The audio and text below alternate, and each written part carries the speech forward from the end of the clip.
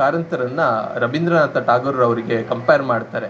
ಹೇಗೆ ಆಧುನಿಕ ಭಾರತದ ಟಾಗೋರ್ ಅಂತ ಕರೀತಾರೆ. ಸೊ ಅವರು ಮುಂದೆ ಅದೇ ಆ ಒಂದು ಆರ್ಟಿಕಲ್ ಅಲ್ಲಿ ಬರಿತಾ ಹೋಗ್ತಾರೆ, his love for children is only next to his love for nature ಅಂತ. ಸೊ ಅವರು ಪ್ರಕೃತಿಯನ್ನು ಪ್ರೀತಿಸಿದ ನಂತರ ಅವರು ಪ್ರೀತಿಸಿದಂತಹ ಮತ್ತೊಂದು ವಿಷಯ ಏನಾದರೂ ಇದ್ದರೆ ಅದು ಮಕ್ಕಳು ಅಂತ ಹೇಳ್ತಾರೆ.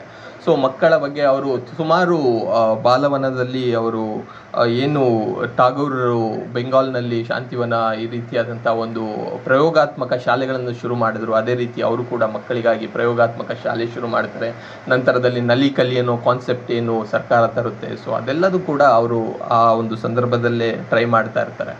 ಸೊ ಅವರು ಮಕ್ಕಳ ಬಗ್ಗೆ ಒಂದು ಮಾತು ಹೇಳ್ತಾರೆ, ಮಕ್ಕಳ ಪೋಷಕರಲ್ಲಿ ಒಂದೆರಡು ಮಾತು ಹೇಳ್ತಾರೆ. ಇಲ್ಲಿ ಕೆಲವು ಪೋಷಕರು ಕೂಡ ಬಂದಿದ್ದೀರಾ. ಸೊ ಮಕ್ಕಳಿಗಾಗಿ ಆಸ್ತಿನ ಮಾಡಬೇಡಿ, ಮಕ್ಕಳನ್ನೇ ಆಸ್ತಿಯನ್ನಾಗಿ ಮಾಡಿ ಅಂತ ಒಂದು ಕಡೆ ಹೇಳ್ತಾರೆ.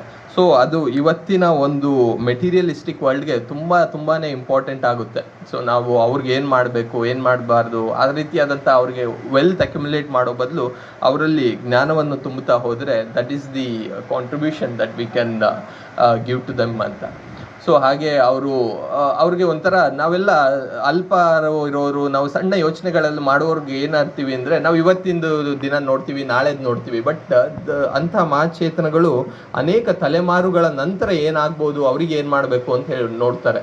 ಅವ್ರು ಒಂದು ಕಡೆ ಬರೀತಾರೆ, ಈ ಜಾತ್ರೆಗೆ ಬಂದವರು ಜಾತ್ರೆ ಎಲ್ಲ ಮಾಡಿ ಮುಗಿಸಿ ಹೋಗುವಾಗ ಎಲ್ಲದನ್ನೂ ತಂದಿರೋದು ಸಾಮಾನು ಅದು ಇದನ್ನೆಲ್ಲ ಚೆಲ್ಲಿ ಹೋದರೆ ಅದು ಒಳ್ಳೆಯ ಕೆಲಸ ಅಲ್ಲ. ಆ ಜಾತ್ರೆಗೆ ಆ ಜಾಗಕ್ಕೆ ನಾವು ಮತ್ತೆ ಬರದೇ ಇರ್ಬೋದು, ಆದರೆ ನಮ್ಮ ಮಕ್ಕಳುಗಳು ಬರ್ಬೋದು, ಮೊಮ್ಮಕ್ಕಳುಗಳು ಬರ್ಬೋದು. ಹಾಗಾಗಿ ಈ ಸಮಾಜನೂ ಅಷ್ಟೇ, ಈ ಜಗತ್ತು ಅಷ್ಟೇ. ಸೊ ನಾವು ಹೇಗೆ ಪಡೆದಿದ್ದೀವಿ ಈ ಜಗತ್ತನ್ನ, ಅದಕ್ಕಿಂತ ಉತ್ತಮವಾಗಿ, ಅದಕ್ಕಿಂತ ಸುಂದರವಾಗಿ ನಾವು ಇದನ್ನು ಬಿಟ್ಟು ಹೋಗಬೇಕು. ಅದೇ ನಮ್ಮ ಎಲ್ಲರ ಮೂಲ ಆಶಯ ಆಗಿರಬೇಕು ಅಂತ ಹೇಳ್ತಾರೆ. ಇದು ಅವರಿಗೆ ಮಕ್ಕಳ ಬಗೆಗಿನ, ಮುಂದಿನ ತಲೆಮಾರುಗಳ ಬಗೆಗಿನ ಅವರ ಕಾಳಜಿಯನ್ನು ತೋರಿಸುತ್ತೆ. ಇಂತಹ ಮಹಾಚೇತನ ನಡೆಸಿರುವಂತಹ ಜೀವನ ನಮ್ಮೆಲ್ಲರಿಗೂ ಆದರ್ಶವಾಗಬೇಕು. ಮತ್ತು ಮುಖ್ಯವಾಗಿ ಯುವಕರುಗಳಲ್ಲಿ ಮತ್ತು ಮಕ್ಕಳಿಗೆ ಇದೆಲ್ಲ ಆದರ್ಶವಾಗಬೇಕು ಅಂತ